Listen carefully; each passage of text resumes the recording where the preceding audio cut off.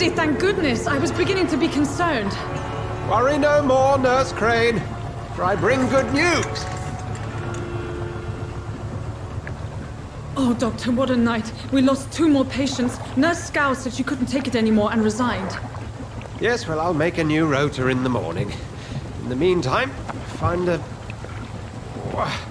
good bed for Mr. Hampton. Be sure to pay attention to his needs. Of course, Doctor. Oh, and Dorothy? Yes, Doctor?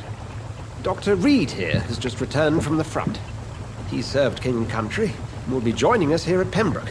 We're very lucky to have gained a surgeon of his talent, and one so experienced in blood transfusions. That is good news indeed, Doctor. Oh, yes.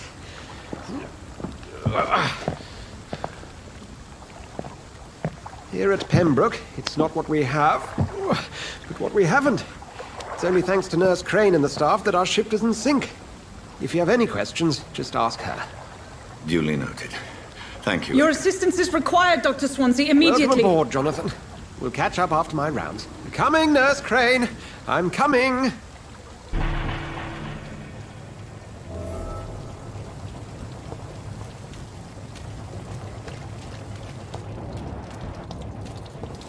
Come on, you bastard. You can do better than that. It's my turn.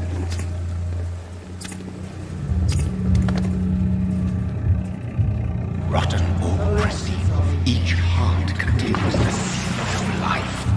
Drink at this river, dry it all.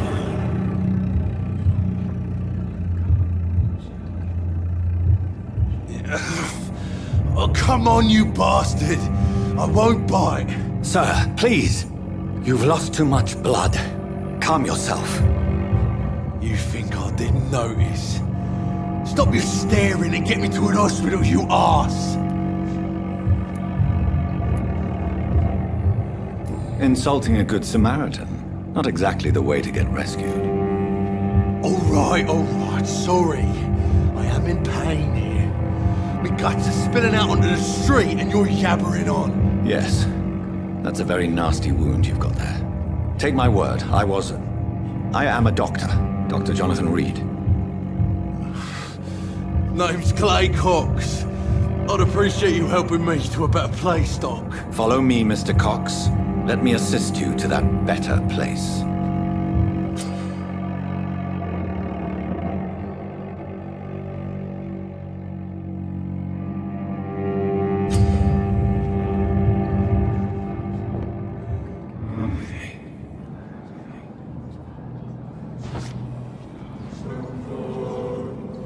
Bring this fading light into the shadows. Dance with him the dance of life and death.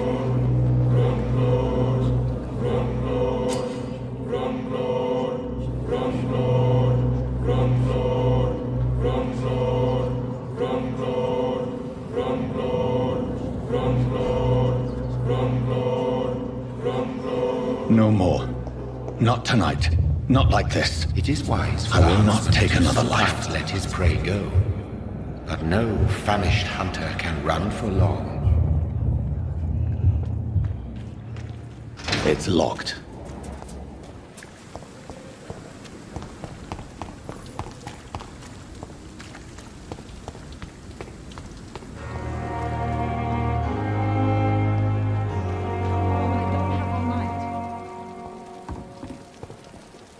Doctor, where have you been? I've little time to play hide and seek with new staff members, no matter how illustrious they may be. I found a wounded man by the docks. He answers to the name of Clay Cox. He requires urgent medical attention. Already making the rounds? That's the Pembroke spirit. I'll ask our porter, Milton, to bring him back immediately. Thank you, nurse. What can I do for you? Dr. Swansea insisted we provide you a quiet office. You'll find it on the 2nd floor with your name on the door. Thank you. Nurse Crane, isn't it? Yes, Dorothy Crane. Welcome to Pembroke Hospital, Dr. Reid. Your office has been prepared.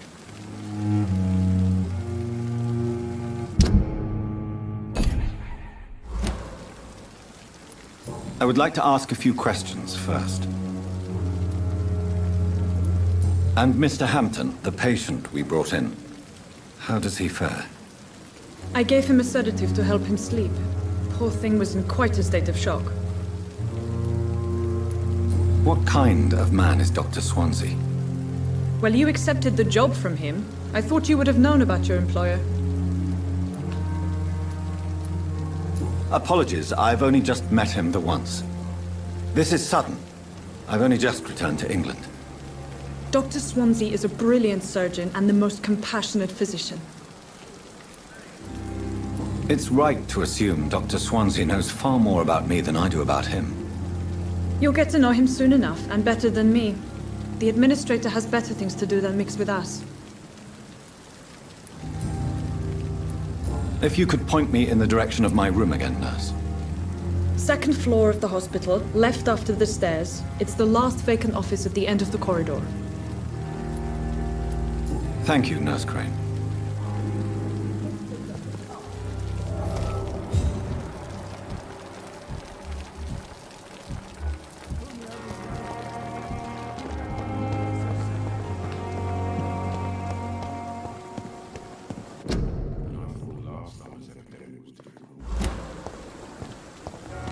Dr. Swansea is right.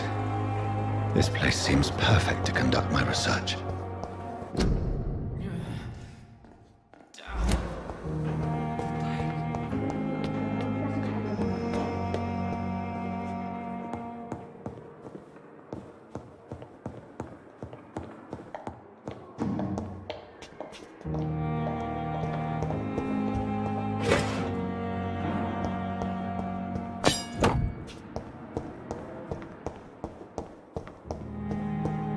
It's locked, all right.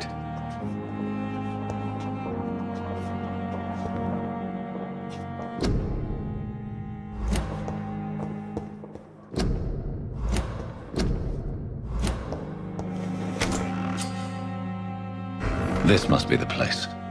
It's definitely away from prying eyes. Relegated to the shadows. A kingdom of my own. At least I won't be sleeping in a coffin.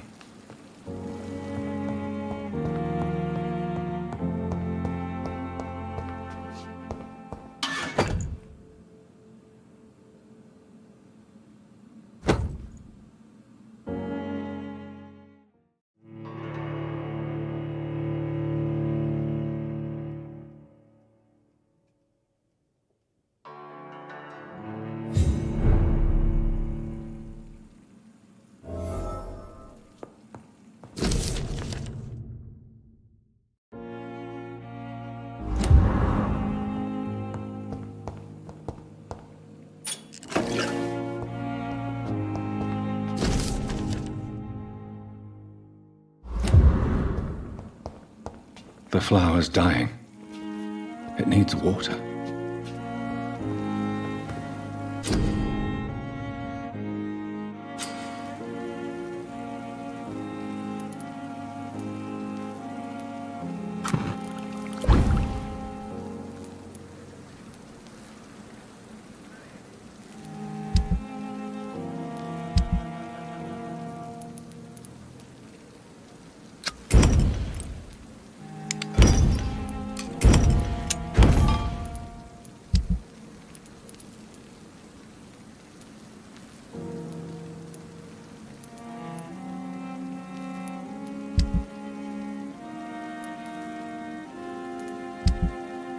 William Bishop's blood is much more unstable than human blood and shows extensive mutation.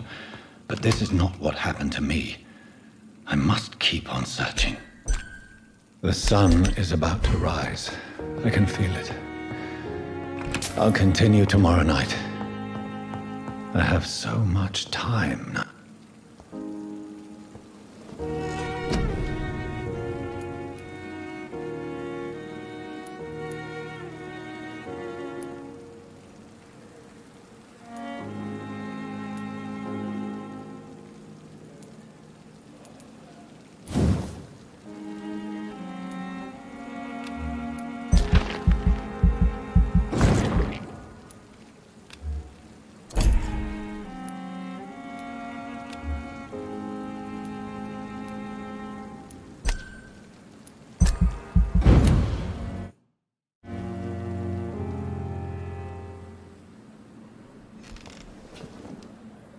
If I'm to stay here until my research is complete.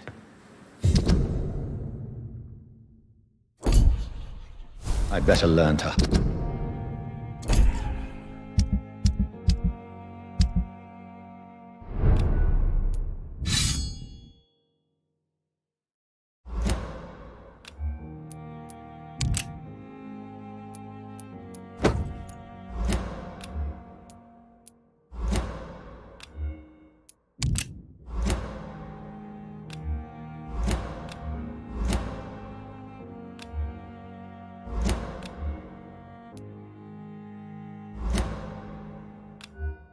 hide my true nature from the mortals. But what about my thirst for blood? Come on, I don't have all night. Yes, Nurse Crane? How can I help you? I'm so sorry. I know Dr. Swansea wanted you to rest, but we have somewhat of a crisis. A crisis, you say? Our supply of antiseptics is nearly depleted. I was hoping there was another box up here, but...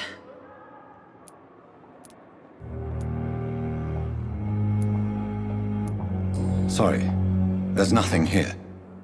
Some of the patients won't last the night without them. Honestly, sir, I'm beside myself. I may have a solution. In France, during the war, drugs shortage was a daily problem, and we had to use our wits to overcome the shortages. However do you mean? If combined correctly, certain household chemical products can be used in a pinch instead. Now, where's the hospital storeroom? The storeroom? Fat chance. This is the Pembroke, and space is luxury we don't have. Everything used to be stored in the old morgue. Perhaps I should look there first. Where is this morgue? It's the large building behind the hospital. You'll need to go in the back door because it's been sealed off for sanitary reasons. Take this key. It opens a small back entrance at the end of a narrow street. The abandoned morgue behind the hospital. A small door at the end of a narrow street. On my way then. Thank you, nurse.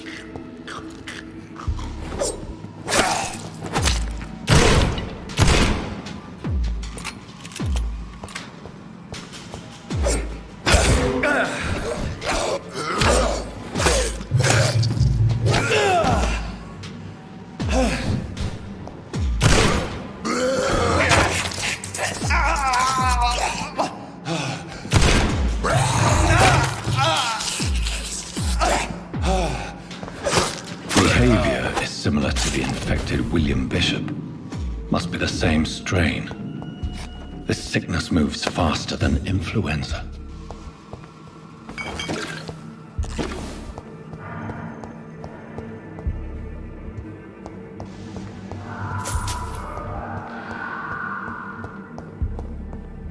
This key will surely grant me access to the basement.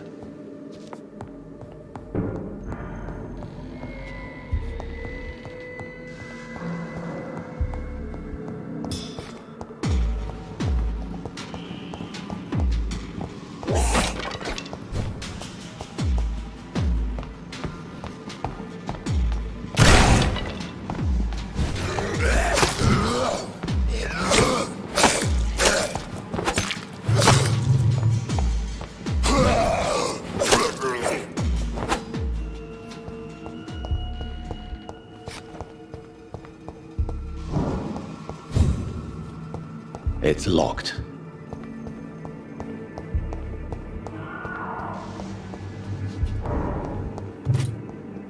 Balls of Mars. Fortifiers. As popular as they are ineffective. But they do contain iron tartrate, and that might prove itself useful.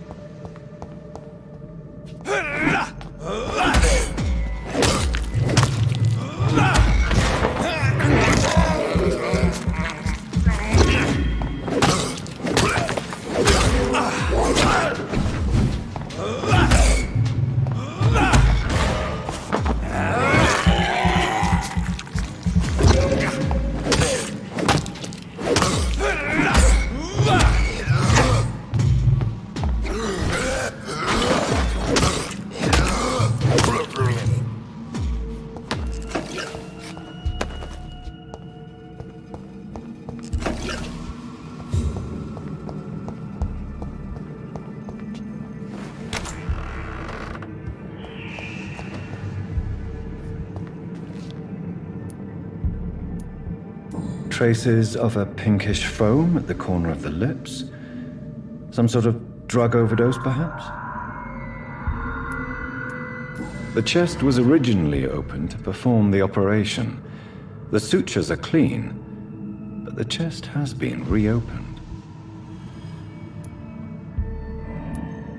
Multiple abrasions and scarring on the arms and legs.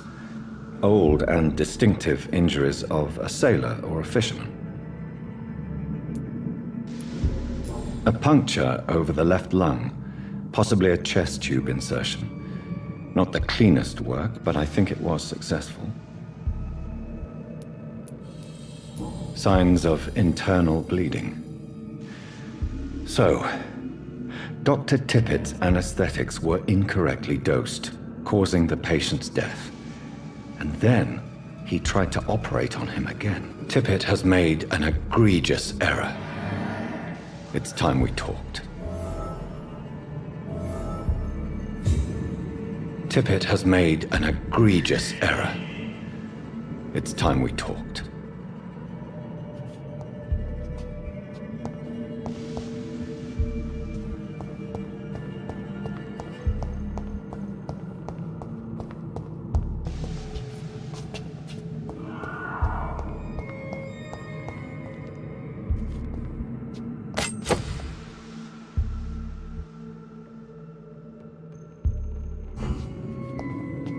It's locked.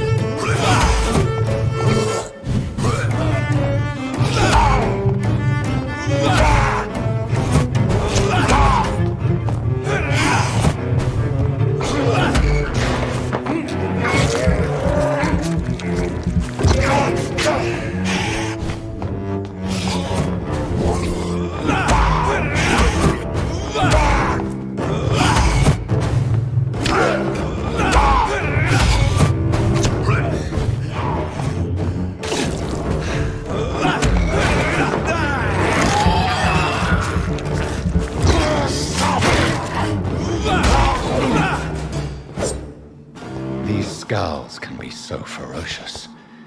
I'm not sure I can defeat them without becoming stronger. To drink blood is so tempting.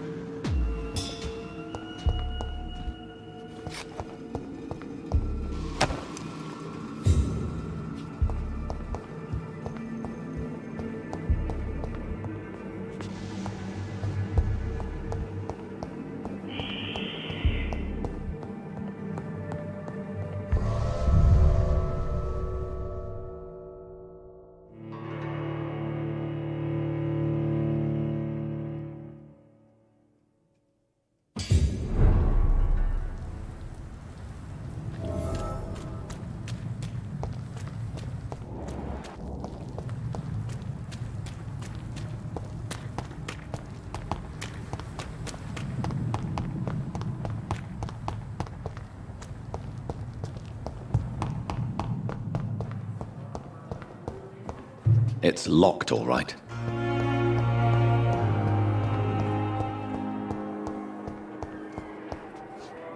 Good evening, nurse. Good evening, Doctor. I don't think we've been introduced yet. My name is Pippa Hawkins. And I'm Dr. Jonathan Reid.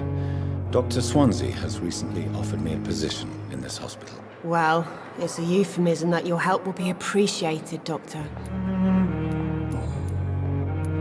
How would you describe the situation at the Pembroke Hospital? It's serious. The flu is wreaking havoc amongst the staff and patients. We are running out of everything. You must get a hold of yourself, nurse. Sorry, I'm exhausted. No one has any idea when this epidemic will be over. Nurse Hawkins, the Spanish flu won't last forever. Even the Black Plague didn't kill everyone. I wish I could believe you. But what if this epidemic was worse? What if in the end, nobody was spared? How long have you been a nurse? Well, long enough to see that the epidemic is winning. And no matter how qualified you are, don't tell me you'll change that. You're right. When dealing with such a terrible disease, one must remain humble. But that doesn't mean we shouldn't try our best. Sorry, Doctor. I don't want to sound bitter, but I'm just too tired to give a pep talk like Nurse Brannigan. How is the Pembroke staff coping with the epidemic? Well, not well. Milton, the ambulance driver, is even more grumpy than usual, especially concerning doctors. Why is Milton grumpy on a daily basis? Is it just an act? Milton's not the kind of man who's bothered about a bad reputation, whether he deserved it or not. Why does Milton dislike doctors? I don't know. Just ask him. But be warned, Milton is not the chatty type.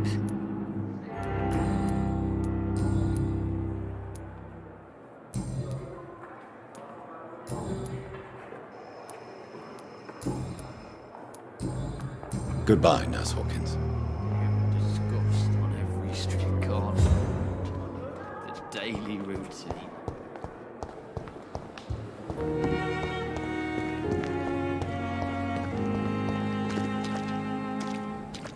Good evening, sir. So it is true. The famous Dr. Reid has joined us. I can't think of any better news during these terrible times. Do we know each other? Actually, yes. We met once before, at the Rockefeller University in New York. Dr. Tippett, yes, I remember. I was assisting Professor Carell in his research about coronary bypasses. He had nothing but praise for you. He was also very confident about your future. And look at you now. Eminent surgeon and blood transfusion specialist. What is the Pembroke Hospital situation? And please, speak freely. This hospital is not exactly the best of London. I'm sure you are used to working in a better environment. It's more than enough. In any case, the personnel of a hospital are much more important to me than the building. Don't be misled by appearances, Dr. Reid. This hospital does not lack talented people. It just lacks hope. What can you tell me about the staff in the hospital? Some are really good, and others are not so good. But during this troubled period, there is no time for slander. I prefer to focus on the positive character traits. Tell me more about cherished people, then. Nurse Brannigan is a pearl. She is the most helpful and dedicated nurse I've ever worked with. A clever and cheerful woman. You really seem to admire her skills. I'll go even further. If she was a man, she would be a damn fine practitioner. Any opinion about the management? I don't always agree with Dr. Swansea's reserve, but I must admit he does all he can to keep this facility running during this crisis. Ah, yes, the burden of command. I was fed up with this concept while serving as a medical officer. Don't get me wrong. Swansea's a good administrator. I just wish he would get out of his office now and again.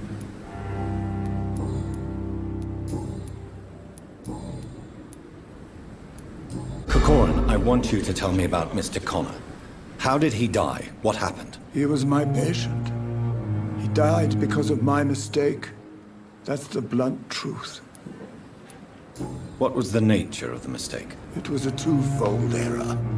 My diagnosis was wrong, and the administered dosage was too strong. Why not stop practicing? Are you mad? I killed that man, I admit it, and it won't happen again. I have saved so many lives since then. Who was this patient? I don't know. Some sick man from the docks, maybe a fisherman. I had no time to talk with him. No one claimed a body. Goodbye, Dr. Tippett.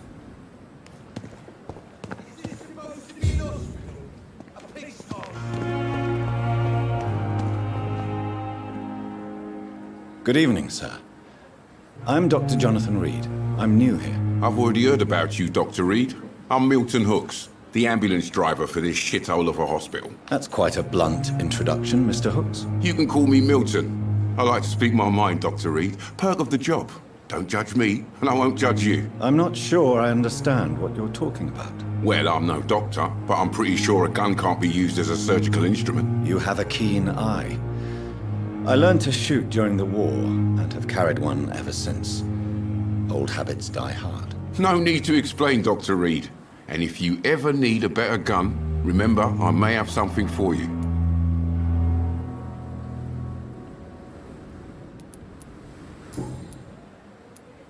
How is the situation around here? You want to hear the situation is all right? It's fucking awful. We lack everything, and it's getting worse every day. Are you really smuggling weapons through the hospital? And why not?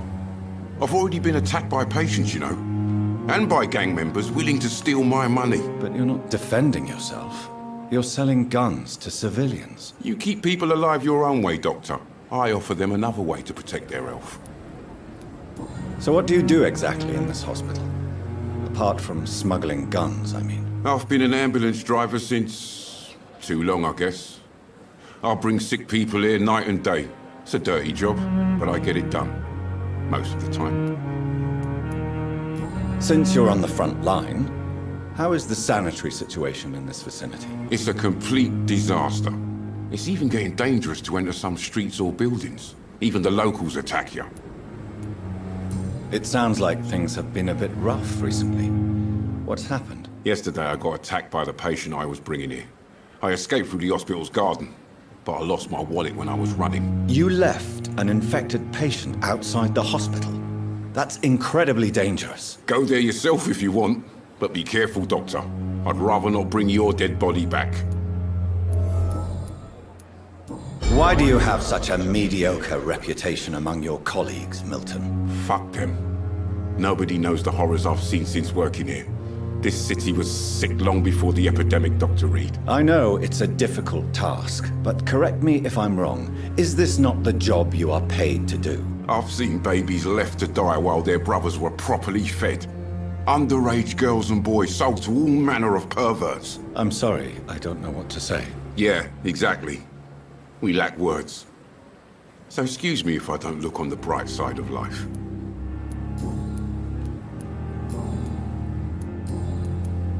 I'd like to see your goods. Wise choice, Dr. Reid. A reliable gun is what everybody needs these days.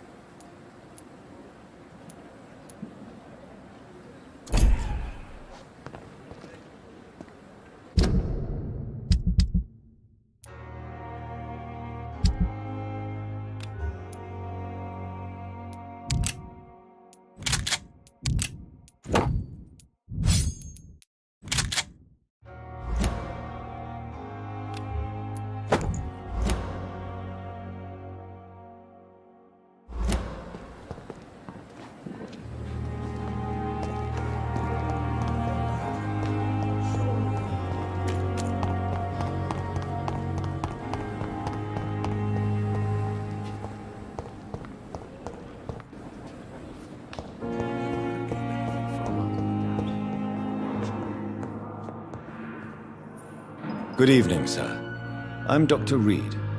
May I help you? I don't know if a third opinion is needed. Your colleagues are already arguing about my condition. I see. Would you mind telling me more about your situation? I'm Harvey Fiddick. All I want is to get me bloody arm fixed properly. Tell me about yourself, Mr. Fiddick. I'm just a regular guy waiting to get his arm fixed, so I can return to work and to my family. I was more curious about what you were doing before being hospitalized. I'm a carpenter, and a good one too. But that means I need both arms to feed my family, Dr. Reid. Are you satisfied with your treatment here? Well, it's clear that I've chosen a bad time to be injured. Forgive my bluntness, but you seem overwhelmed by cases of the flu. I won't lie to you about it. I'm afraid we are. Are you sure you don't want to operate yourself, Dr. Reid? I have the feeling you're very capable. And your colleagues seem to think so too. In other circumstances, you would be right. But for now, I don't think I can take on the responsibility. My apologies.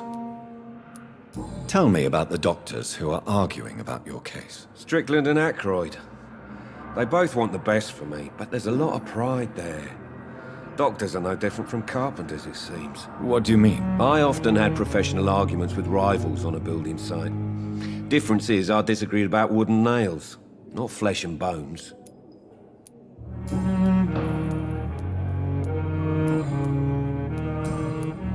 Goodbye for now, Mr. Fiddick. I'll see you later. I will not let you down, my boy.